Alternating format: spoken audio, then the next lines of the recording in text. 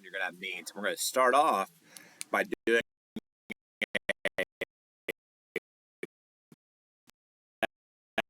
population. Okay, so when you use sigma, you're going to use the standard normal distribution, okay, and then z-test, okay? So let's go ahead and get in the problem, and I'll explain the steps. So sunspots have been observed for many centuries. Records spots from ancient Persian and Chinese astronomers go back for thousands of years. Some archaeologists think that sunspot activity may somehow be related to prolonged periods of drought in the southwestern United States. Let X be a random variable representing the average number of sunspots observed in a 4-week period. A random sample of 40 such periods from Spanish colonial times gave the following data. The sample mean is 47.0. We're going to use that. Previous studies found the sunspot activity during this time had a population standard deviation of 35, so sigma equal to 35. The mean number of sunspots for 4-week period, all right, is thought for thousands of years the mean sunspot was mu equals 41. Sunspot activity above this level may or may not be linked to gradual climate change. Do the data indicate the mean sunspot activity during this colonial time was higher than 41?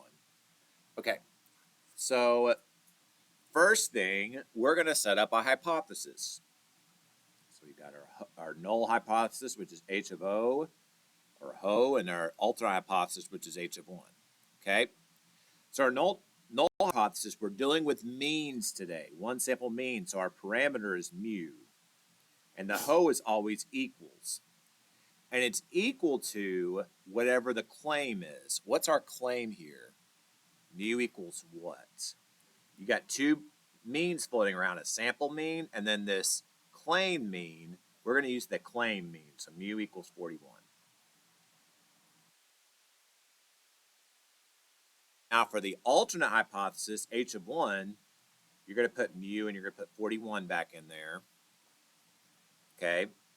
Now, what are we trying to test? So we're going to look at the last couple sentences. Do the data indicate the mean sunspot activity is higher than 41? So what am I trying to test? Less than, greater than, or not equal to? Greater than. Good. So there's my hypothesis.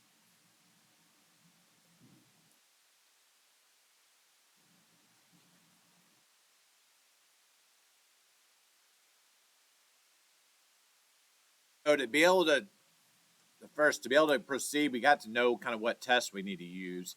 First off, we need to know, is it of normal distribution? Can we say that normality is satisfied?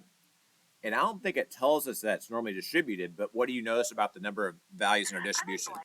What do you notice about the number of values in our distribution? It's at least 30. So you could say like n is large, n is at least 30. So by the CLT, we could say that the n is large, so that normality is satisfied. And we also know that the population standard deviation is known. So we know what sigma is. So because of that, we can use the z. If sigma is unknown, we use the t distribution. I'll show you how to do this in the calculator, and then I'll show you how to do it by hand. Okay. So in the calculator, we do the stats, test, z-test, which is option 1. So stat, test, z-test, option 1. It's stats, and then my mu naught is my null hypothesis, which is 41. Sigma is 35. So 41, 35.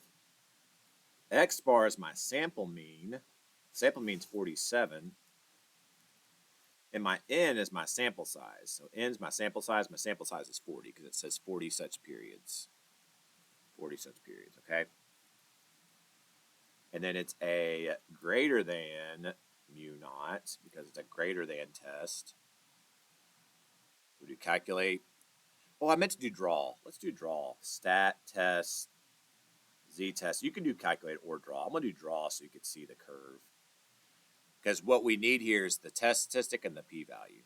So there's your curve. Notice that it's a right-tailed test because it's greater than. So we're just concerned about the area in the right tail there. I'm going to sketch this here. So it's kind of that right-tailed test. The z-value is 1.08. That's the test statistic. And then the P is the p-value. And that's 0.1391. Okay.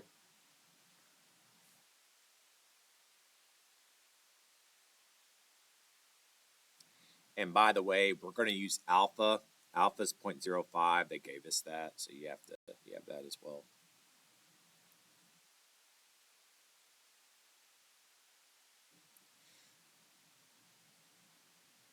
So now you're going to evaluate how does the p-value compare to alpha. Is the p-value bigger than alpha or is it less than alpha? What do we think? Is p-value bigger than alpha or less than alpha? Greater than. So p-value, I don't know why I did that, sorry. P-value greater than alpha. So when it's greater than alpha, do you remember what decision we make? Fail to reject. When P is low, reject ho. So is P low? No. So you fail to reject ho. Now in a court, the equivalent to a not guilty. Okay. So fail to reject ho. So this is not statistically significant. Okay. So it's not statistically significant. So if it failed to reject, it's like not guilty. So like it's not significant. And so you would say you'll have to interpret it. You could say not sufficient.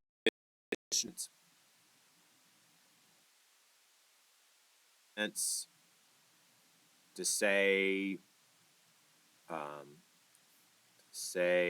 that the mean, I'm just going to copy up here, the mean sunspot activity was higher than 41. Mean sunspot activity during the Spanish colonial period is higher than 41. So basically, here's the thing, and this is kind of done this down. So they claim that it's 41. Our sample found, we got a sample that had 47. So we're trying to see, is this claim right or not? Is 47 from our sample significantly greater than the 41 that from the claim? And basically, we found, I know this is higher, but it's not significantly higher. This proves it's not significantly higher. So it's not significantly higher. So basically, I guess we can't prove their claim wrong. Okay. Now, if you want to stop there, that's fine. If you want to look at how to do this by hand, how to do the test statistic by hand, as I said, it's completely optional. You use this statistic z equals x bar minus mu divided by sigma divided by the square root of n. So this is just stealing from up here.